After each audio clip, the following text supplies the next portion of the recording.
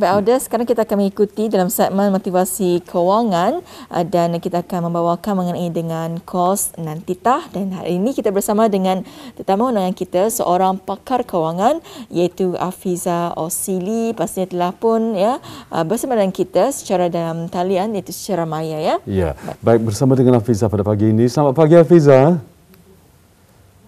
Selamat pagi. Ya, apa khabar Afiza pagi ini? Baik. Baik, sehat ya. Baik, mudah-mudahan pagi ini juga dapat kita ni kongsikan ilmu yang bermanfaat.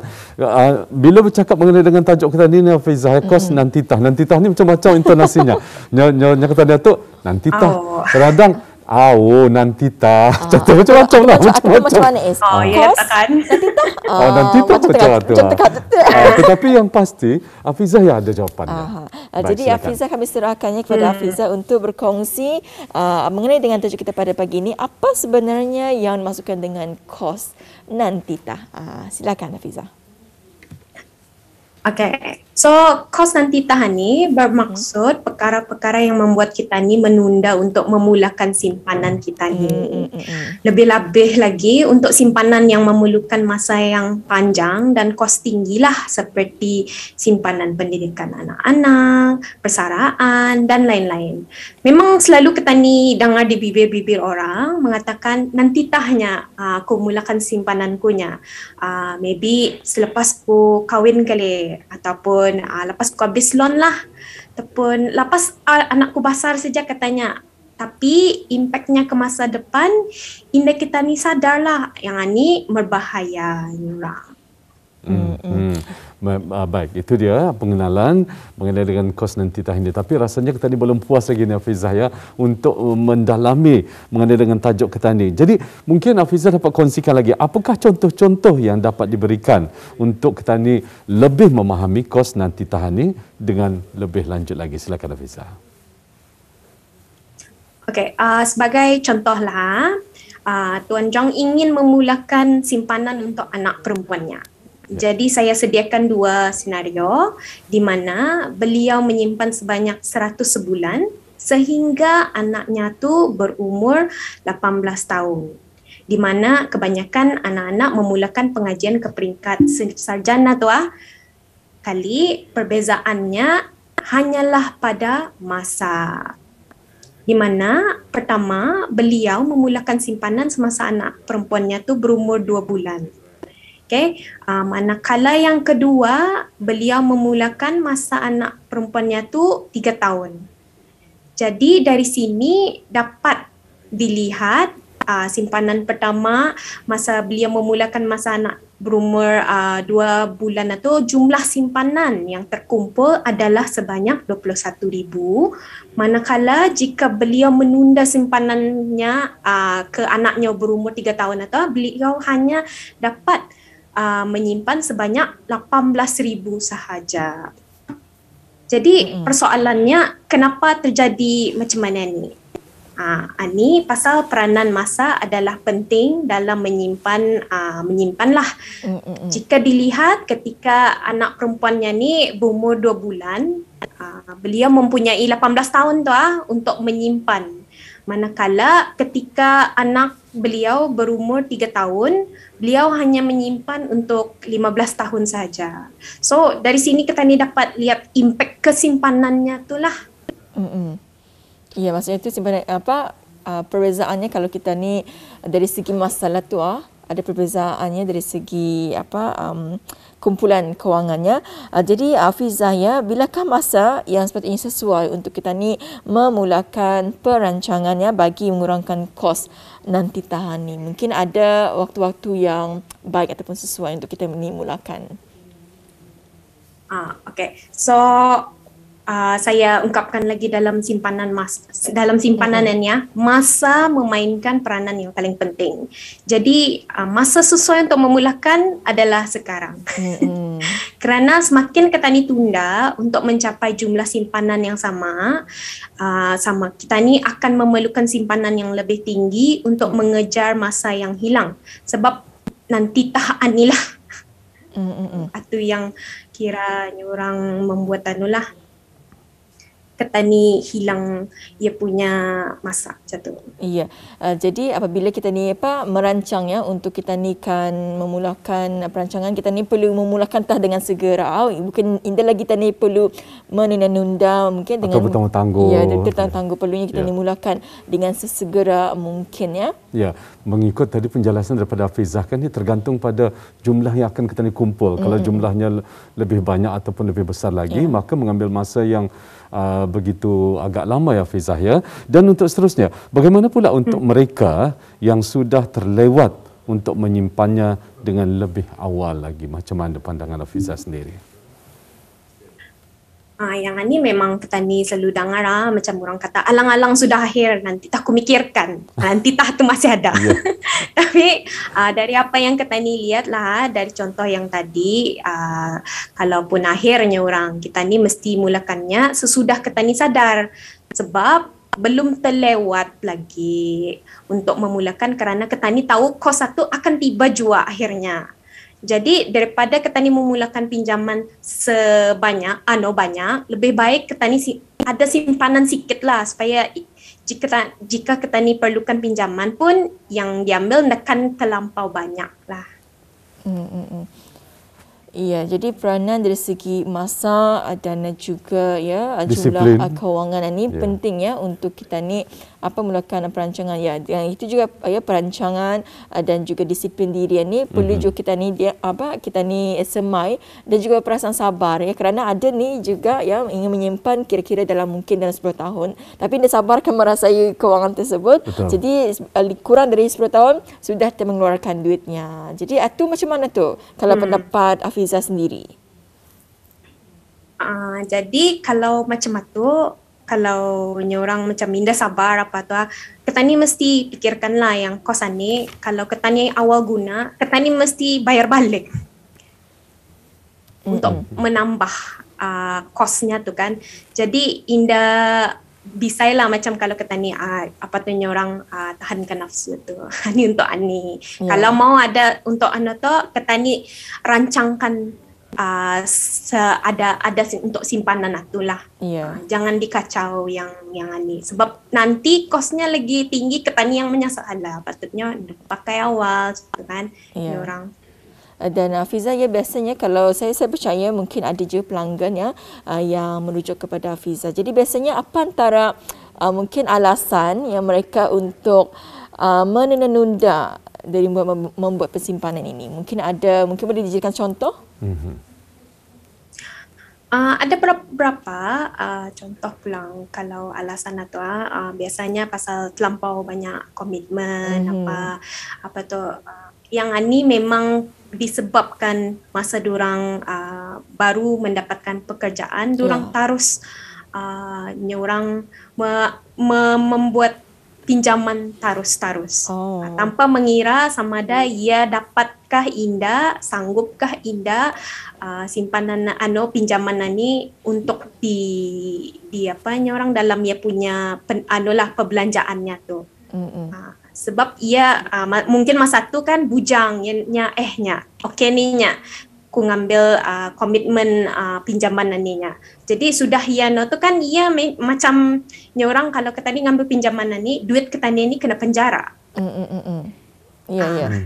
So dari sana macam ketani memang dah dapat kacau ni perbelanjaan tu memang sudah menjadi perbelanjaan yang orang fix lah, yang tetap sudah.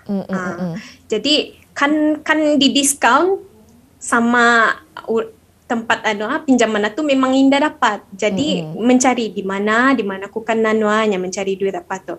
Jadi daripada membuat macam tu, mungkin ketani macam dapat fikir sebelum aku membuat pinjaman mungkin aku boleh macam orang trial dulu 6 bulan kah aku cuba ndak ada kacau duit ni. Kalau aku ndak terkacau duit ni boleh aku membuat pinjaman macam itulah. Itu salah satunya yang boleh disangkal kalau ndak tu another alasan adalah macam aku terlampau banyak anaknya. Kalau aku kan save untuk semuanya banyak jualnya. Jadi mulakan dengan satu jumlah dulu. biasakan diri ketani mempunyai simpanan itulah. Jangan macam ada tu bagi alasan sudah tu okey benar je aku banyak anak tu jadi mustahil untuk anak tu. Perkataan mustahil itu yang membuat ketani kan cakap nanti tah sampai indah macam sampai bila-bila pun indah tersimpan sudah terlewat macam bana-bana terlewat setahun 2 tahun sebelum kan besar banyak ada hanya aku baru tekan menyimpannya tapi kalau aku anak tu kosnya tu untuk menyimpan lagi mahal macam untuk mengikut nano tu pasal lagi murah kalau ketani start awal lah simpanan tu. Ya. Jadi maksudnya tu Afizah kalau kita mulakan simpanan kita ni lebih awal kita akan menerima jumlah yang banyak lah. Kalau kita menyimpan dalam masa yang singkat kita dah dapat fikirkanlah di mana jumlah yang terkumpul pun sikit juga kan. Jadi ada baiknya untuk kita ni mulakan simpanan kita ini dari awal lah. Sekiranya kalau macam indung lah tadi pun Afizah juga memberikan contoh ada indung membuat simpanan untuk anaknya bermula seawal umur anaknya 2 bulan. Jadi kalau sudah mencecah usia 18 tahun telah pun terkumpul dalam sekitar 21,000 ya. Jadi itulah antara kita ni dari segi masanya juga penting dan juga pentingnya untuk kita ni mulakan lebih awal dari segi simpanan. Betul sekali. Tapi entah di mana saya masih lagi tercari-cari sebetulnya Hafizah ya dan juga Intan ya. Di mana macam adakah formula ini ataupun solusi ini boleh diterapkan pada diri kita. Begini, maksudnya kalau orang tetua kita ni dulu kan, perlindungan dulu, diorang menyimpan duit ya untuk diorang ada target, ada perancangan untuk menunaikan ibadah haji ataupun umrah ya, tetapi diorang menyimpan cara diorang.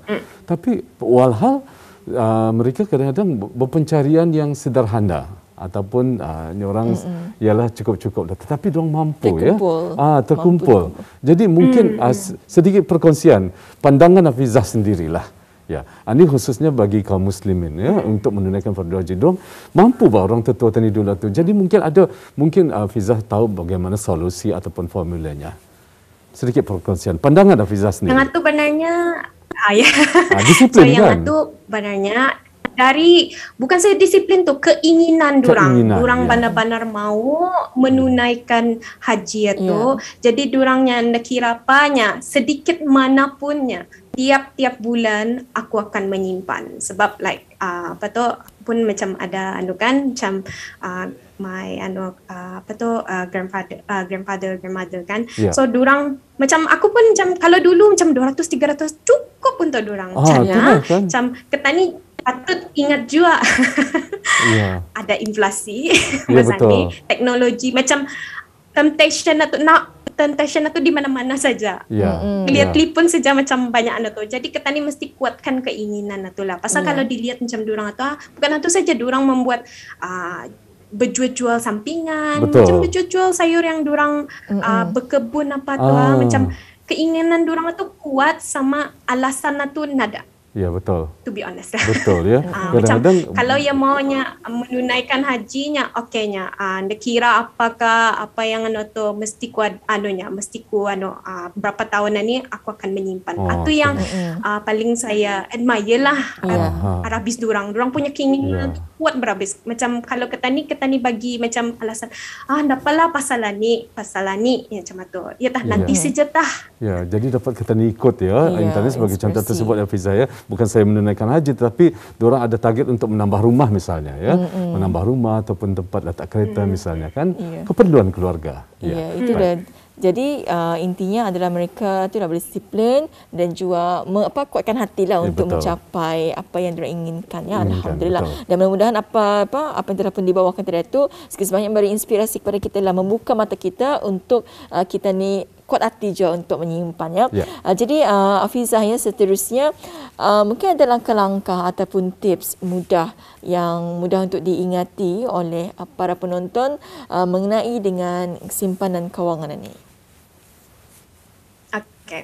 Ada 3 langkah mudah saja, tidak payah banyak-banyak untuk diingati. So mulakan simpanan itu sekarang. Kira kita ni macam merasa akhir keindah sekarang itu paling penting lah daripada jangan diingatkan apa yang sudah berlaku ni orang. Dan yang kedua, menyimpan ke tempat yang susah untuk mengakses simpanan tersebut. Macam fixed deposit account kah, insurance kah, dan lain-lain medium bank yang di-approve lah. Okay. Dan tiga, also yang paling important, jadikan tabiat menyimpan tiap-tiap bulan tanpa berhenti. Sebab jika ketani bagi alasan yang pasal kereta rusak nanti menyambung, ada besar kemungkinan ketani akan lupa untuk mentop up bulan yang hilang. Dan semakin lupa macam ketani, alah macam alang-alang pun jangan biar apa yang jadi ia terbiar simpanan ketani tu kira di sini ketani pun perlu mendisiplinkan diri itulah. Iya, jadi Afizah saja saya ingin bertanya ni, kalau tadi lebih kepada tadi berbincangkan mengenai dengan simpanan ya, lebih dari segi kewangan. Tapi apa pendapat Hafizah sekiranya ada yang berminat untuk menyimpan kewangan dalam bentuk emas? Macam mana ni Hafizah? Indah salah, asal ada pembelinya masa ia akan menjual itu saja. Sangat mudah. Ringkas ada pembeli sangat mudah. Kalau ada pembelinya, it's okay. Macam sama macam masa aku membeli itu sama aku menjual, harganya tu macam mesti berapa daripada capital yang kau nak. Itulah yang boleh dipikirkan tu. Aku rasa aku boleh jual mana ni, jadi akan tahan ataupun terpulang kepada orang tersebut lah. So depend on masing-masing. Okey, baik, akhir sekali ya. Mungkin ada kata-kata akhir daripada Hafizah kepada penonton kita yang ingin dikongsikan, satu kata-kata motivasi, silakan. So kata-kata akhir, saya harap apa yang saya share tadi boleh ni orang dapat diterapkan ke hidup kita. And then kalau kita macam perlukan pertolongan apa, kami boleh dihubungi sama ada email kami, yakni ask.ftab@outlook.com, ataupun di laman sosial kami sama ada di Facebook FTAB ataupun Instagram kami FTAB_PN. So sana kita boleh DM direct message ke apakah sana ataupun email untuk sebarang pertolongan apa.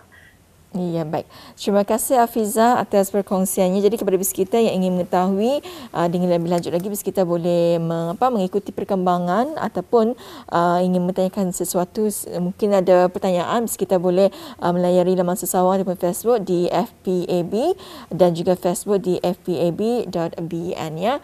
Alhamdulillah, memang cukup padat apa yang dibawakannya mengenai dengan simpanan kewangan ini.